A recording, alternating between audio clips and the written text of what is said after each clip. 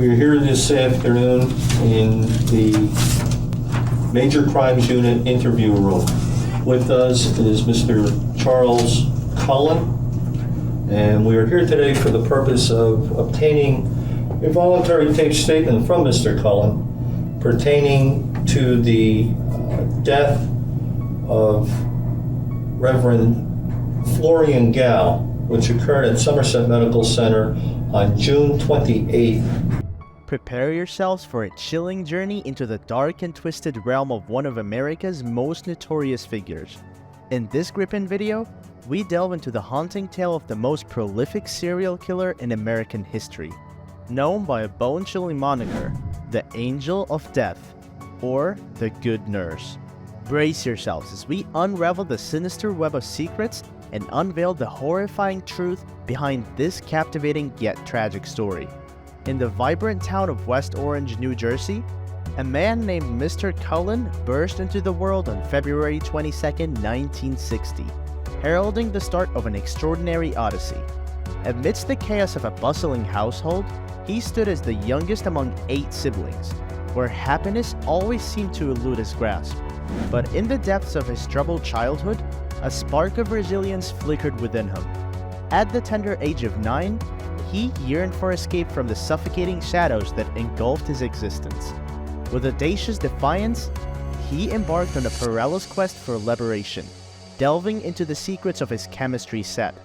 Armed with determination, he concocted a dangerous elixir, envisioning a resolute end to his torment. And in his arrest, a chilling truth emerged from his candid words. Imagine, if you will, a 9-year-old teetering on the precipice of mortality.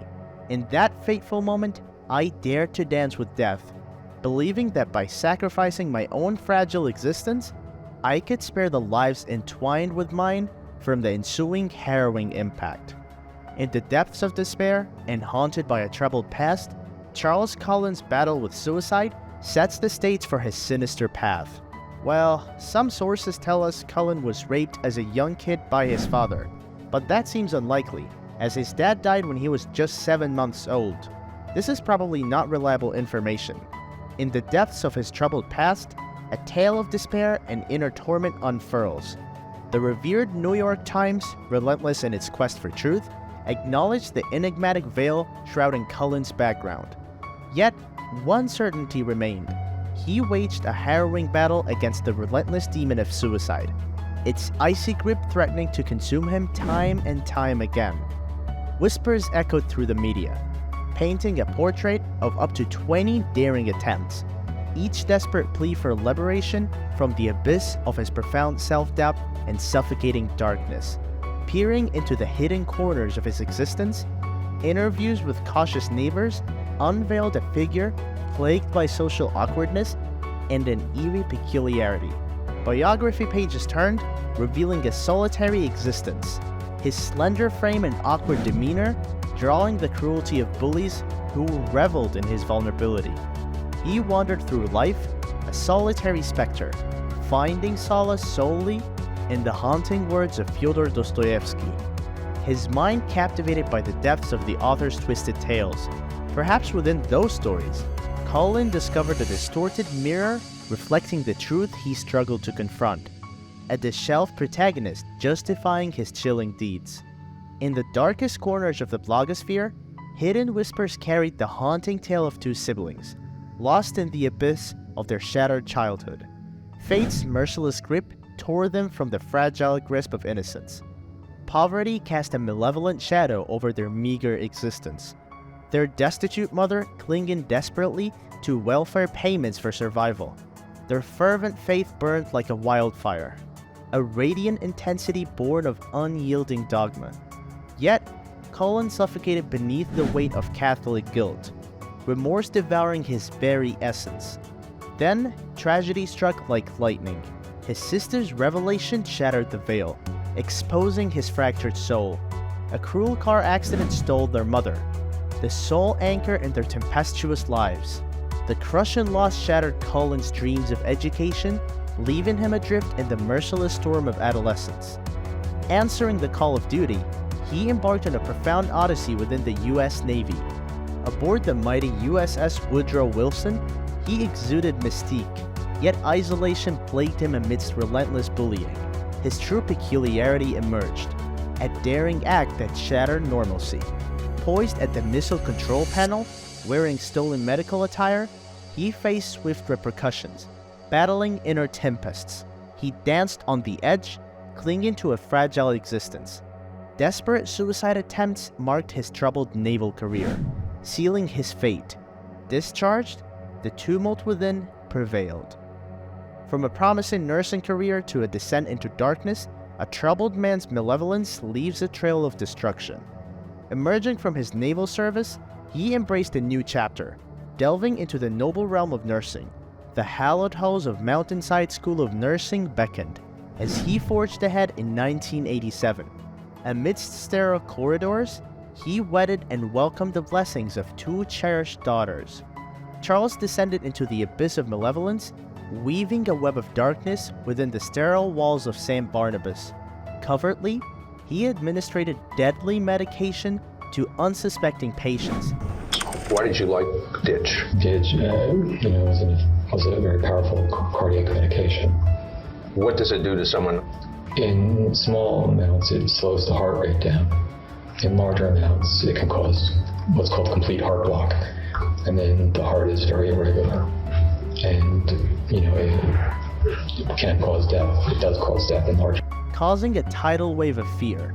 Escape and exposure, his deadly crusade continued, preying on vulnerable victims across hospitals. With a chilling focus on elderly women, he injected lethal doses, evading justice's grasp. A nomadic soul, his nursing career danced through 10 hospitals, seeking solace.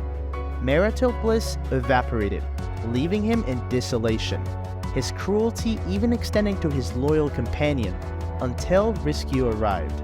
Trapped in the clutches of poverty, Charles battled frigid despair, setting his dwelling ablaze. Unveiled by authorities, his destitution was laid bare. Bereft of love and stability, his sorrow twisted into malevolence, preying on the unsuspecting. Stalking a colleague, he teetered on the edge, his world collapsing into darkness and a turbulent absence from duty. This encounter with the law intensified his inner turmoil, propelling him towards the precipice of self-destruction and a prolonged absence from his duties. Amidst a tumultuous life plagued by darkness, a nurse's sinister reign of terror leaves a haunting trail of mysterious deaths. Within the labyrinthine halls of the ICU, Charles moved like a sinister puppeteer, exploiting the clock of night that bestowed upon him unhindered control. In the depths of solitude, he held dominion over the vulnerable patients on the brink of oblivion. Their desperate cries fell on deaf ears as Charles reveled in his macabre power. Armed with a pharmacy of lethal prescriptions, he orchestrated their demise, leaving hospitals in disarray. Mysterious deaths permeated the corridors, shrouded in a chilling enigma that eluded comprehension. Suspicion clung to Charles, his reckless behavior raising red flags. Yet, the web of his calculated homicides remained obscured, an unsettling secret staining the realm of healthcare. The tide would turn at Somerset Medical Center, where Charles's facade of normalcy would crumble. His peculiar behavior, trespassing into unassigned rooms and procuring medications for patients without valid prescriptions, raised alarm among vigilant hospital staff. Fearing the worst, the hospital promptly alerted law enforcement, igniting a relentless investigation aimed at unmasking the depths of his depravity. Despite multiple dismissals, Charles eluded at a permanent ban from nursing, exploiting a desperate shortage of medical staff. His preservation in the field can be attributed in part to the dire shortage of nurses during that period. Amidst the tumultuous personal life, he unleashed a reign of terror. At Somerset Medical Center in 2003, his malevolent acts claimed 8 lives. The truth unraveled when his illicit access to patient records was unveiled. Charles Cullen's chilling killing spree in hospitals unveils a malevolence that shook the healthcare system to its core. With audacious boldness, Charles plundered the pharmacy, obtaining drugs never meant for his patients. Engaging in a sinister dance of manipulation, he infiltrated rooms outside his jurisdiction. As his arrest loomed, he claimed 5 more lives, administering fatal insulin overdoses. Finally, the authorities unraveled the chilling puzzle, placing the harbinger of death, Charles Cullen, under constant surveillance. December 12, 2003, marked the day Charles's wicked web crumbled, justice's grip closing around him. Confronted with the looming death penalty, he chose to spill his tainted truth. Desperate for a reprieve, a calculated gambit, striking a deal with authorities, his cooperation unveiled a chilling killing spree that spanned years in hospitals. Yet, his confession remains a haze of uncertainty, the true count of victims forever elusive. In his twisted rationale, he played executioner to spare suffering, extinguishing lives teetering on the edge of mortality, some gripped by agony, others robbed of their rightful chance at recovery. Charles hid behind the cloak of blackout, the murky abyss shielding his recall of the true horror he unleashed. In 2006, the hammer of justice struck, sealing Charles's fate with an unforgiving sentence. Locked away, he became eternal, trapped by 11 life sentences that transcended mortal bounds. Amidst the prison's bleakness, a glimmer of hope flickered. Parole, a distant prospect in the year 2388. Now confined within the New Jersey State Prison, Charles stands as a chilling testament to the depth of depravity, his malevolent acts etching enduring scars upon the world. The harrowing tales of Charles Cullen reveals a troubled and tormented individual whose actions led to the loss of numerous innocent lives. His path, marked by darkness and despair, ultimately culminated in a life sentence, serving as a stark reminder of the profound consequences of his malevolence.